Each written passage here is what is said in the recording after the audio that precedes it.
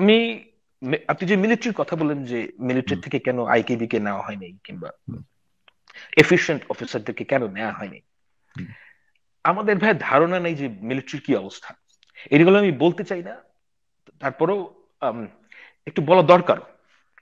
আপনার আপনি একটা ভিডিও শেয়ার করেছেন যে একটা ব্রিগেডিয়ার যদি ডাকাতিতে হুম, মানে পার্টিসিপেট করে, হুম। একটা তাও সার্ভিস আবার ব্রিগেডিয়ার, তাও আবার মানে ইউনিফর্ম পরে। ইউনিফর্ম পরে, ইট ইজ জাস্ট আমি আমি আনইমাজিনেবল। কালকে কালকে যখন স্বামী আমাকে ফোন করে বলল ঘটনাটা, আমি তো মানে এতে কি, এটা কি? মানে সর্বনাশ।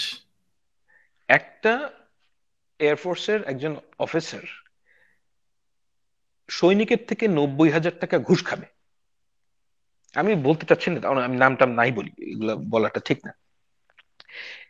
এখন দেখেন, এটা হচ্ছে কি একদিক করাপশনের দিক, অন্য দিক দেখেন যে কোন আমি লেভেলের। আমি আমি তো আরো শুনেছি আর কি। স্বামী তো আমাকে বলেছে, হ্যাঁ, স্বামী তো বলেছে যে মানে কমান্ডিং স্বামী পজিশনে মানে সেক্সুয়াল অ্যাডভান্টেজ নেওয়া, এটা তো ইট ইজ জাস্ট আনথিঙ্কেবল। মানে একটা জেনারেল লেভেলের লোক, মানে আমি জাস্ট নাম বলছি না, তার মেয়ের থেকে কম বয়সী র্যাঙ্ক পাওয়া মেয়েদের কে সে সেক্সুয়ালি অ্যাবিউজ করেছে, একটা জেনারেল। হ্যাঁ, মানে আপনি যদি ল্যাটিন আমেরিকার উপন্যাসগুলো পড়েন, ওখানে তো আসলে এই জিনিসগুলো প্রায় আসে। এক্স্যাক্টলি। ওখানেও ওখানে যে জিনিসগুলো আসে, যে জেনারেলদের যেই সেক্সুয়াল প্রক্লিভিটি, এটার যে যারা কি বলবো, যে সমস্ত মেয়েরা এটা শিকার, তারা কিন্তু আমি যতদূর মনে পড়ে যে এরা কিন্তু কেউ মিলিটারির লোক না। হ্যাঁ, আমাকে মানে আমার বাবাদের মিলিটারির কন্টেম্পোরারি লোক না মানে? মিলিটারির মানে লোক না? মানে একজন ফিমেল মিলিটারি অফিসার, ও আচ্ছা। বুঝতে পারছেন? মানে যে হুম, আমি হুম, আমি যে সমস্ত জায়গায় পড়েছি, হুম, এমনকি মানে এখানে বলি যেহেতু এটা টেলিভিশন নাম, হুম, যে আমাদের বাবাদের কন্টেম্পোরারি অফিসারদের কাছে আমি এই জিনিসটা অনেকের কাছে শুনেছি, যে আমাদের একজন এরশাদ সাহেবের তো আসলে এই ব্যাপারে বেশ দুর্নাম ছিল। হুম, কিন্তু আচ্ছা, এটা আমার কথা না, স্ট্রিক্টলি ওনাদের কথা। আমি এটার সত্য মিথ্যা কিছুই বলতে পারবো না, যা আমি শুনেছি আমি সেটাই বলছি।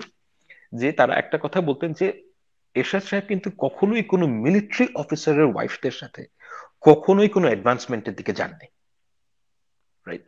সেই ব্যাপারে উনি অত্যন্ত আহ, সুনাম আছে ওনার।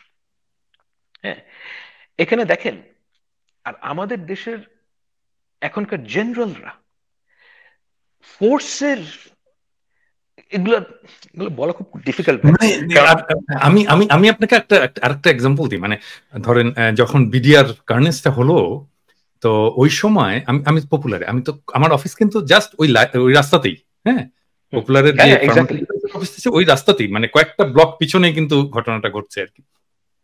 তো যখন এই সমস্ত ডেড বডি গুলো বেরোচ্ছে, ইয়ে হচ্ছে এবং সমস্ত স্টোরি গুলো বেরিয়ে আসছে, ওই সময় আমাদের এইচআর ম্যানেজার ছিল এক্স আর্মি অফিসার, একজন এক্স মেজর আর কি। খুব ভালো ছেলে, এখন এখন এখন হংকং এ থাকে বোধহয়। এখন স্ট্যান্ডার্ড চার্টার্ডে কাজ করে। তো ও আমাকে বলছে সে, যে স্যার, আপনি জানেন যে একজন আর্মি অফিসার সে কোন জিনিসটাকে সবচেয়ে বেশি ইয়ে করে, প্রোটেক্ট করতে চায়, সেটা হচ্ছে যে ডিগনিটি, অফকোর্স। মহিলাদের ডিগনিটি, আর্মি অফিসারদের ডিগনিটি, আর্মি অফিসারদের ওয়াইফদের ডিগনিটি। এইটা তার কাছে 1 নাম্বার প্রায়োরিটি। হ্যাঁ, এবং আপনি কখন আমাকে সে বলছে অ্যাবসলিউটলি। যে আপনি কখনোই দেখবেন না যে আর্মি অফিসারের ওয়াইফকে কোনোভাবে অসম্মানিত করেছে কেউ, সেটা একজন আর্মি অফিসার মেনে নেবে, কখনোই মেনে অ্যাবসলিউটলি নেবে। নট। এবং মানে সেইটা ছিল, এটা বেশি দিন আগের কথা না, 2008 সালের ঘটনা। হ্যাঁ, if you can't protect your wife, how would exactly, you protect the country?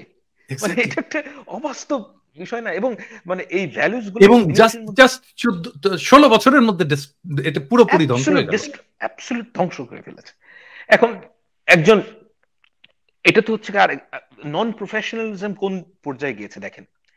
একজন এয়ারফোর্স চিফের মেয়ের বিয়ে হবে, হুম, সেই মেয়ের বিয়েতে এয়ারফোর্সের অফিসারদেরকে নাচানো হবে, অফিসারদেরকে, সার্ভিং অফিসারদেরকে নাচানোর জন্য যশোর থেকে ঢাকায় আনা হয়েছে। Is this how we should run our institutions?